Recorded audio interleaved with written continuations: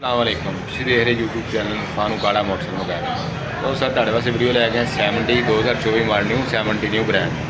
उनका जिहड़ा safe guard हुंदा बोल्ट टुट गया विच ते बोल्ट हो गया खराब। हुण कस्टमर बहुत होया सी परेशान, यार वैल्डिंग करावांगे, वैल्डिंग वाले को जाओगे वैल्डिंग करेगा। ज़ाहिरी गल जिन्हें वैल्डिंग करना रंग वगैरह भी सड़ जाना। नवीं मोटरसाइकिल है 0 मीटर मोटरसाइकिल लैके बोल्ट ऐड करन लगे, सेफ गार्ड का बोल्ट टुट गया विच। वो तुहानूं दसांगे देसी जुगाड़ ला के बोल्ट किस तरह करना बगैर वैल्डिंग तो बगैर वर्मे तो।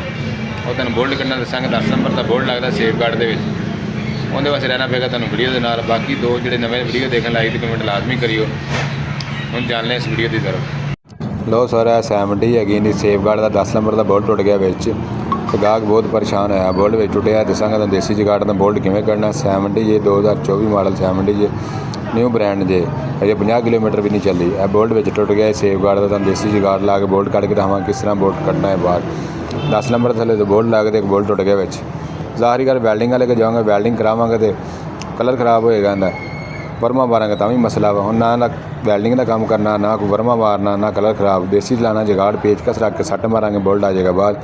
गाहक बहुत परेशान हो रहा है, ले रहा है टेंशन। मैं कहा भाईजान टेंशन ना लो, तुहानूं मसला हल करके दिखावांगे। चेक करो जरा एक मुँह वाला पेचकस सट वाला बोल्ट जिथे टुटिया उपरली साइड वाला विच टुट गया, पिछे थोड़ी रख के सट्टां दो मारनियां ने।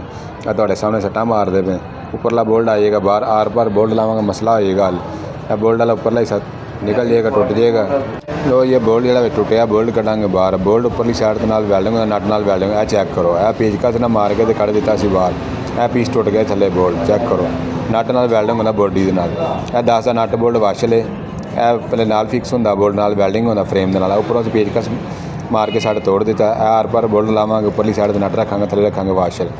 इन्हूं कर देंगे फुल टाइट मार देंगे कसाई तो मसला हो जाएगा सॉल्व। बाकी जो नवे दोस्त वीडियो देखने वाले लाइक तो सबसक्राइब लाजमी करो को आने वाली नवी वीडियो दोस्तों तक पहुँच सके। चेक करो विच बोल्ट कटिया ठीक हो गया। देसी जुगाड़ नाल देसी काम करते।